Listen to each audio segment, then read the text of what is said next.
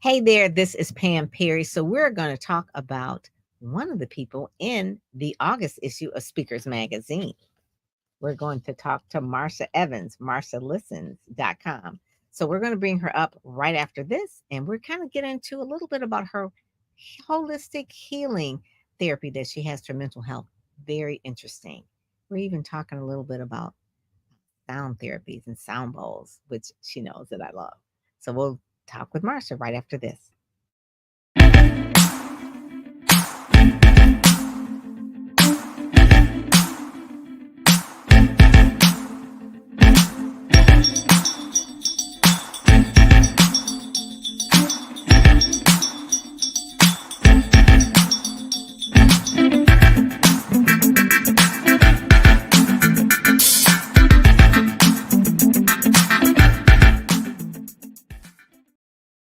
So, like I said, Marsha has a interesting background. She's featured in this month's Speakers Magazine, the August issue. She's transforming lives holistically, and really, she's going to offer her expert insights about the healing approach that she has for mental health. She is the visionary founder of Willow Tree Counseling Educational Center. She's a licensed professional counselor. So if you see those letters behind people's names at LPC, that's what that stands for. Renowned for her holistic and integrative approach to mental health. She has a rich background spanning almost 2 decades, 17 years. She specializes in guiding women, children, families through the complex landscapes of life's various stages. So you know what that means when they say life be life in all the stages, right?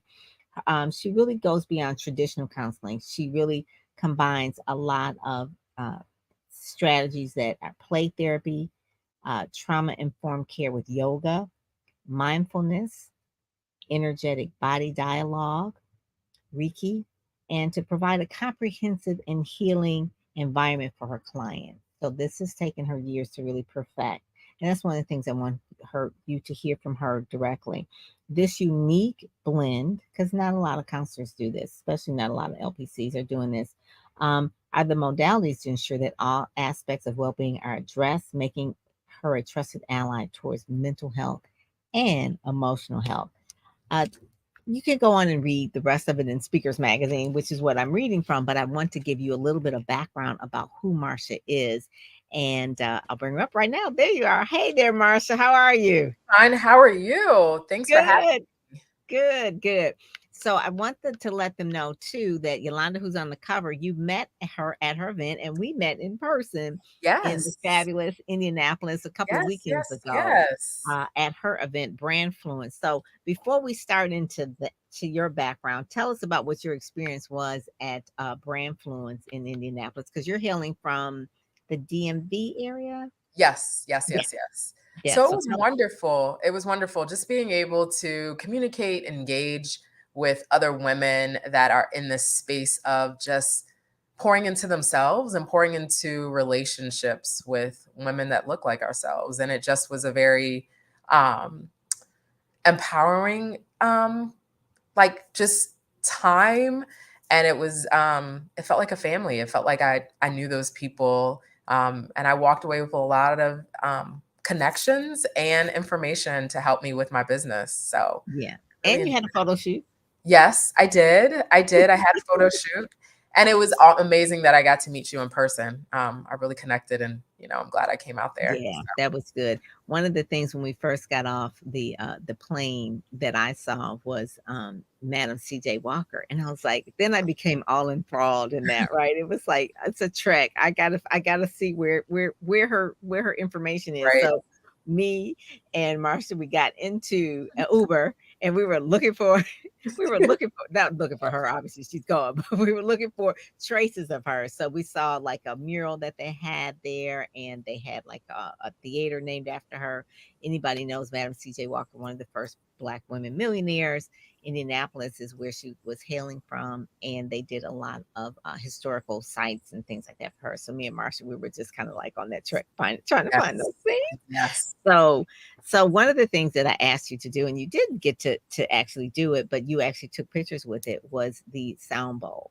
yes. So, tell us a little bit about how you got into therapy. Licensed LPC, uh, that part, because before you were even the LPC, you were doing something else. So give us Yes. that, and then not just a typical licensed practitioner, but now you're doing things with sound bowls and things like Right. that. So tell us how that Yes. happened, because that's Yes. not normal. That's not what people do all the time. No, no, no. So I actually started as a teacher, and while I was in um, undergrad, I wanted to pursue counseling, like psychology, because I wanted to understand the whole student. But where it really starts from was when I was actually like 12. I used to hear my mom cry at night because my brother was just had some behavioral issues and mental health issues, and I just made sure I never wanted to make my mom cry, right? I always wanted to be this good child.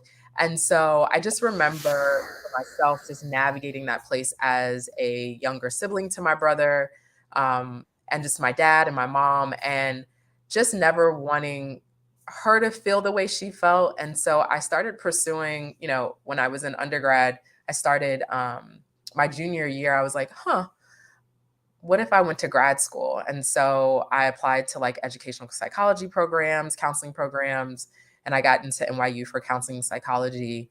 And I really wanted to make sure the kids had a voice, because a lot of times being parenting is not easy, but also I think kids get lost in the shuffle. If there's a child that needs more attention than the other. Mhm, And so I just wanted to be able to have a space that I didn't have at a young age. I started going to counseling at 16 because I just wanted some answers. And I mhm, wanted a parent or parents to have a place where they could kind of rest, be supported and guided through a time that might have been tough for them as parents and as adults. And so that's where I started my mental health journey, and wanting just to be able to think about a family like my own, and be able to help a family like that and just get mhm. their tough times. So yeah. I had my daughter who's 28. She sent me a TikTok today, and I was like, "What is this?" So she sends me this TikTok about this mom who has two teenagers. I think one was 15 and one was 18 or something. And the comedian goes, her name is Takara Williams. The comedian goes, it says, she says, something to the fact like, I really want to throw this bee out. It's like I really want to beat her down because she was like, at that teenage years, it's Yeah. hard being a parent. And Right. she says, and every time I talk to her, she's so extra when I'm trying to talk to her. And I'm like, why is she sending me this? And then she says, yeah, she's so extra when she's trying to talk to me. She says, I asked her if she's hungry, and my daughter goes, yeah, well, look at you trying to be a mom. I'm like, you know what? And then so she goes through this thing. And so what kids, teenagers don't realize is the parents have been there too, and we Right. think these things, and then at one point where the teenager says something like, "I hate you, mom. I hate you," and the comedian goes, she says, "You know what? I hate you too. I've been wanting to say that for years." It's just like Yes.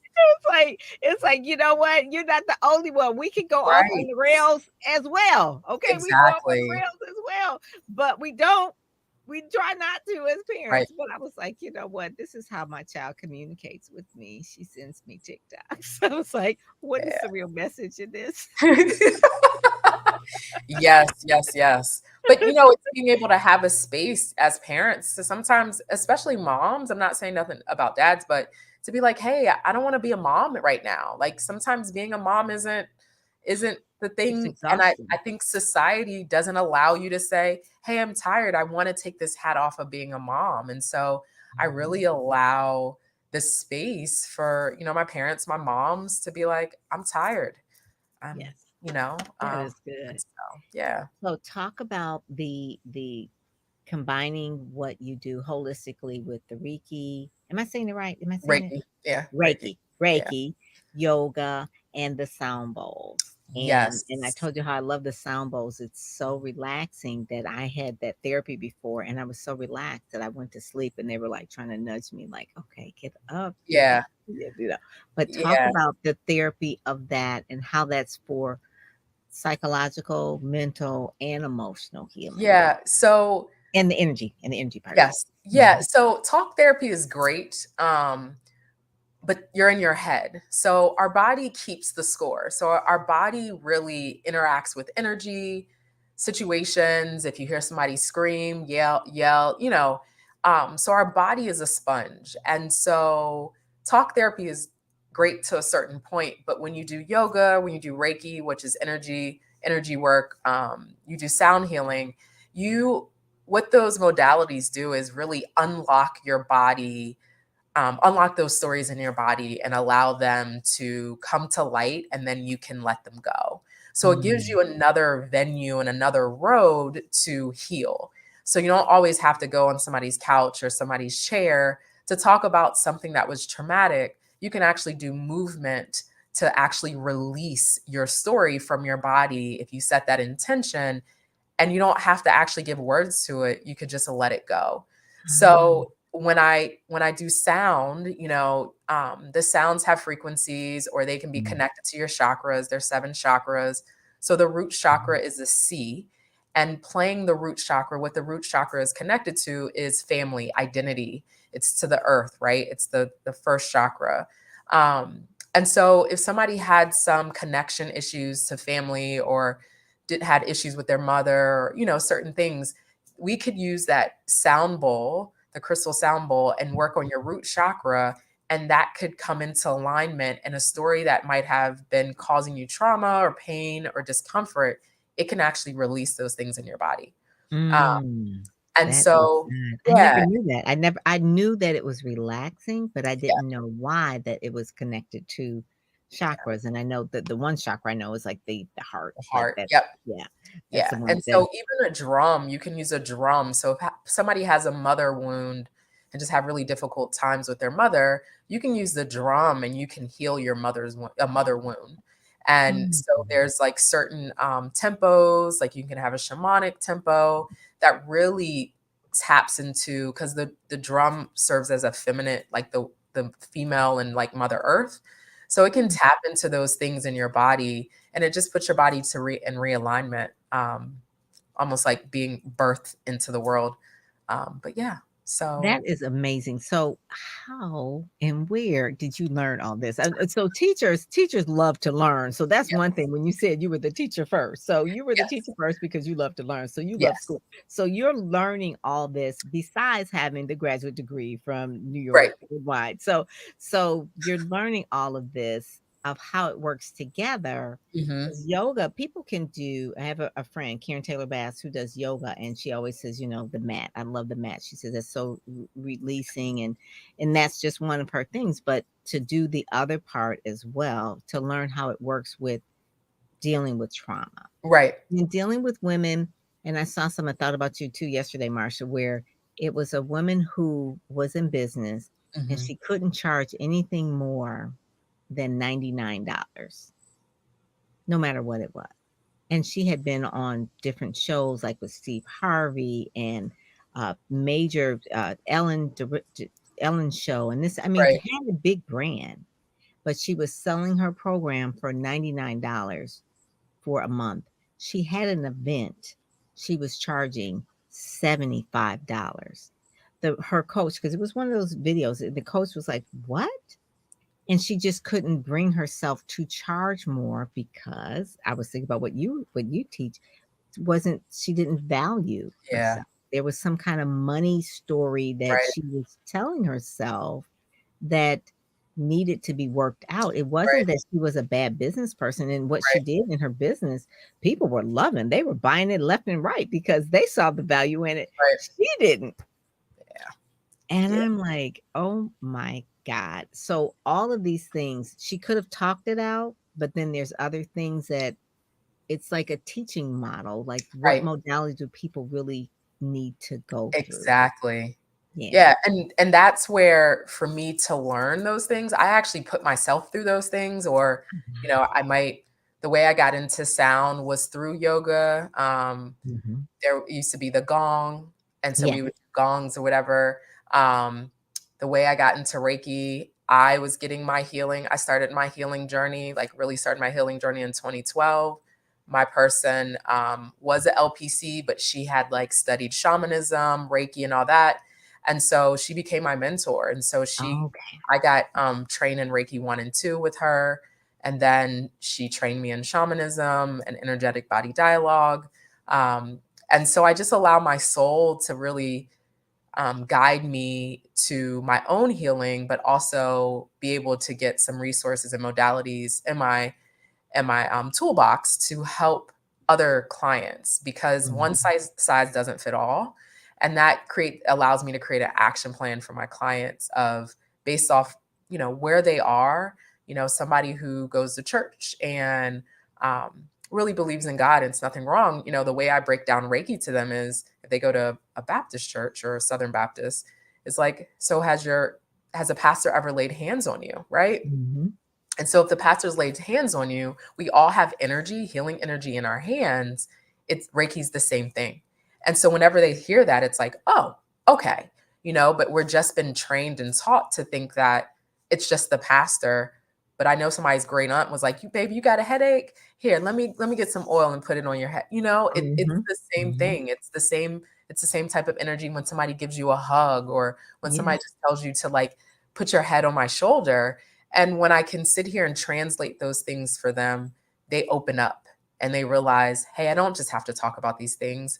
There's so much in my environment that I do have support that can help my emotional health, that can help my mental health, it- what that eventually helps my physical health, Mhm. So, And there's so many other types of therapy as well. Music therapy, I find that people who have dementia or yes, suffer from any of that, that music therapy really works for them, or art therapy.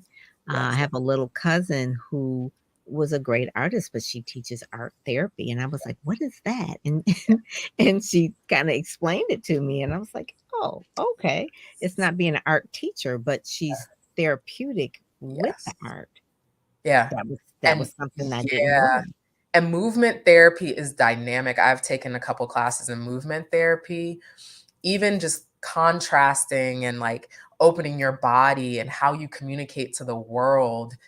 Just those small movements or getting into like a fetal position, it can reenact like you being in your mother's womb, like just those things. And what does one feel? You actually just stop and you really reconnect and realign to that experience of kind of maybe there was trauma in that space. What does that look Mm, like? And giving words and really putting yourself back there so you can understand more of your story that you may not consciously be aware of.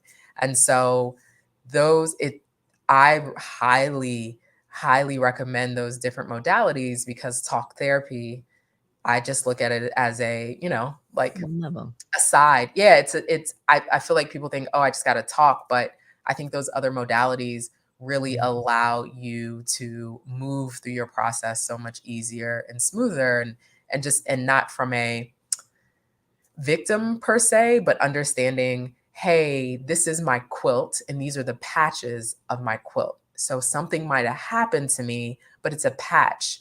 And look at all my other patches. It makes my quilt, and it's not to play the victim, but hey, these things have happened to me in my life. How can I allow it to um, just show? How can I allow it to show who I am in the good and not be the mhm. victim of the story? I think when people have that understanding, it gives them a sense of confidence, Mhm. clarity, and they can move forward. Right. But when you are in a state of, "I don't understand this cycle," Yes. and no one can guide you, you're gonna stay lost. So Yes. I'm a big proponent of, and that's probably why I like so much books as well. I have some books over here all around me. But even as a young person, probably maybe 13 or so, my neighbor was my pastor, and he had a huge library.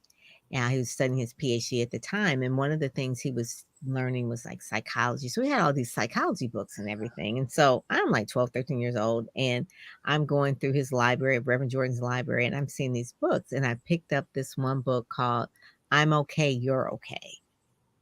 So I'm like, what is this about? And I picked it up and it was a psychology book. And ever since then, I've always loved those kind of books Oh, that wow. talked about psychology.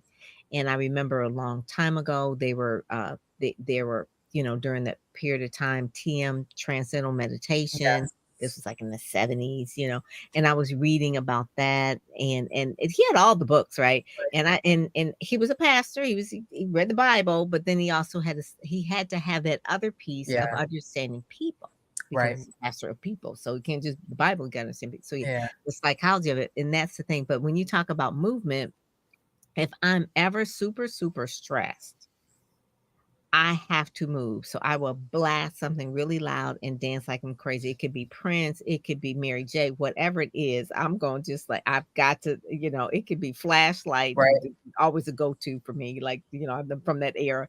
And I will just dance because it's like I have to move. And I didn't know that was a treatment, so to speak, or a way Yeah. or a release, Yep. because it's not something that my daughter does or my husband does. It's just something that Right. I need to do when I'm super stressed, and you will see me dancing. And it's not like for TikTok, it's just like that's what I'm going to do Right. because it makes me feel better. But I didn't Right. realize that part is really part of what you would say is a holistic treatment, whether Yep. it's sound, it's movement, it could be sight, what people see. Like you were talking about your backyard with the trees and the Right. mountains, and that is talk about that part, how that's mindfulness training, not mindfulness Yeah. training, but it's Yeah. a way where a person connects.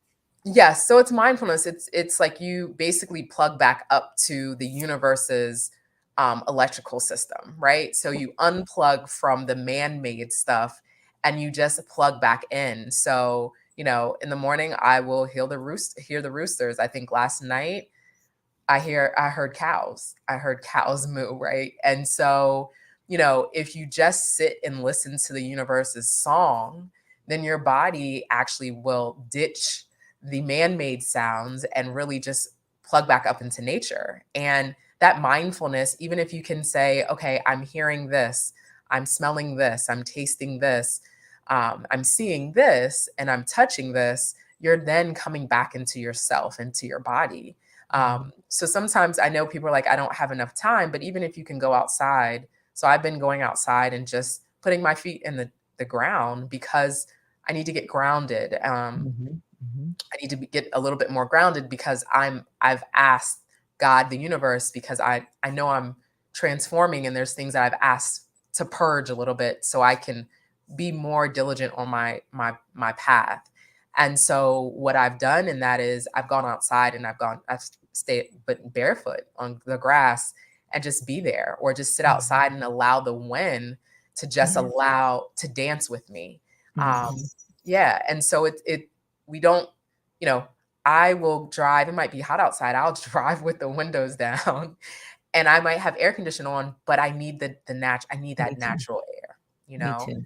Yeah. And so it's just that it's. I think we think it's hard, but it really isn't. It's just sometimes just being outside and just allowing your body to be like, okay, I am one with the source, Mhm, and mhm. it's really important. But yeah. That is something that I found out about, Marsha, probably about, maybe a month or 2, maybe 6 weeks ago, about grounding.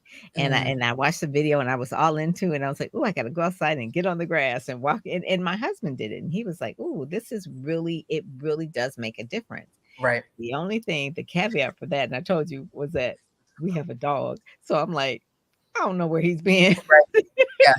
So Yeah. he said, "Well, you just gotta wash your feet." I said, "I know, I gotta get out of my head, like, Yeah. where is this dog going?" I don't know, but grounding is important, and there's a whole website too about grounding, but you teach all of those modalities about what it is a person is going through to help move them forward Yes. and keep them from staying stuck, staying unclear about why they're repeating certain cycles, or why things just aren't the way they should be, and having that release. whether it is the sound bowl, which I love the sound bowl. I like uh, the other thing we talked about was the sound bowl, but then we also talked about the grounding, the yoga, Yes. and I don't know if we talked about the hot. Oh, the other one you told me you like Pilates. Yes, I started Pilates. I Pilates was is like, I said you gonna have me doing Pilates. I was like, yeah, it's something about it. You know, I played basketball in college. I played sports from 6 to 22. And Pilates and I've done yoga, I've done like CrossFit, I've done it, I've done a lot. But Pilates, I think combines like parts of the stretching, yoga, it combines everything for me. mm, And energy. it's small and it's like small movements. And I think that people think they have to do so much to be in shape or, and it what Pilates really boils down to is like this small movements and this correct breathing, and you got what you need. So I've got to try that. That is something that I have not tried, yeah, and I've got to do that. You could be in good shape and still do Pilates. People think, oh, you can only do Pilates like if you're older and you can't move a lot or whatever. But you could be a jogger and right. still do Pilates. So Yes. that's like one of those things. So when people go to Marsha Listens, that's one of the things that you're good at. I love Yes. that URL. What will they find, and how can they connect with you more in terms of, do you have a book coming out? Do you have an event? Are you speaking somewhere? Can they book you to speak? I'm asking all the questions, right? Yes. So at Marsha Listens, there's a wellness video, and then they can take a survey of like what they may need. Yes. Hmm. And then my YouTube is Marsha Listens, where I put out sound healing, guided meditation. I put out tips of how to navigate codependent relationships or how to just navigate, parent children relationships or just relationships period. So there's all wellness tips and techniques to help you move through that space. And of course, I have Instagram and LinkedIn. Instagram is Marsha Hmm. Listens, and then it's Marsha Evans for LinkedIn. But yeah, I do that. So YouTube, Marsha Listens, and on my I like that. marshallistens.com, it's wellness, what's wellness, and then you can get on my newsletter, and then I send out newsletter, information of about different places people are in their lives and how you can implement it in your life. So I like that. I like that. And yeah. then, of course, obviously, you have the counseling service, so they can go to Willow Tree. Willow Tree. Yep, Hmm. willowtreecounselingcenter.com Yes. Yes. to learn more about the counseling services that I offer. I do Good. Good. virtual, and so I'm licensed in Virginia, North Carolina, and Maryland. Okay. But more to come because there's a shortage of mental health therapists, It and so is they have something called the compact states where you can still practice in other states. So that's coming out in a couple good. months. Yeah. It is. I think since the pandemic, I think a lot of people have had more mental health issues because they have been sitting with themselves, Right. Yes. and still and thinking like, what is going on? So I think since the pandemic, they were there before, but because I think everybody kind of stopped and was Right. still for so long, a lot of it just kind of rose to the top. And Yes. so the mental health profession has really just been on overdrive. Yes. And so I'm glad that they are making it so that you can Yeah. be licensed in other states as well, like a compact. So that's really, really important that you could do the Zoom or however people Yes. do it and that kind of thing. Do you see in the horizon any books coming up? I'm working on one. I Okay. am. I'm All working right. on one. Yeah, I was gonna talk to you about that, but I'm working on one. All right. So we'll have you back when the book is about to Yes. launch. So that Yes. is it. Not that I put her on blast, but I did, right? So Yes. I'll I be kn I doing. get you. Look, that's what I love about you. 'Cause she has so much wisdom, and she's so cool about it, like, just so cool about it, but we will have these conversations, and there's another video of her as well that she was on, Speakers Magazine with, Natalie, and we were talking about trauma and that kinda thing, but she's really good at that. This is her calling, not just her career, and you can follow her YouTube channel. Make sure you subscribe to her Marsha Listens, YouTube channel, and really just learn a little bit about how to navigate. So many times we think things have to be one way, but she opens you up to realize that, oh, it's so much, just like she's got me excited about doing Pilates, right? That's like part of something that I want to do.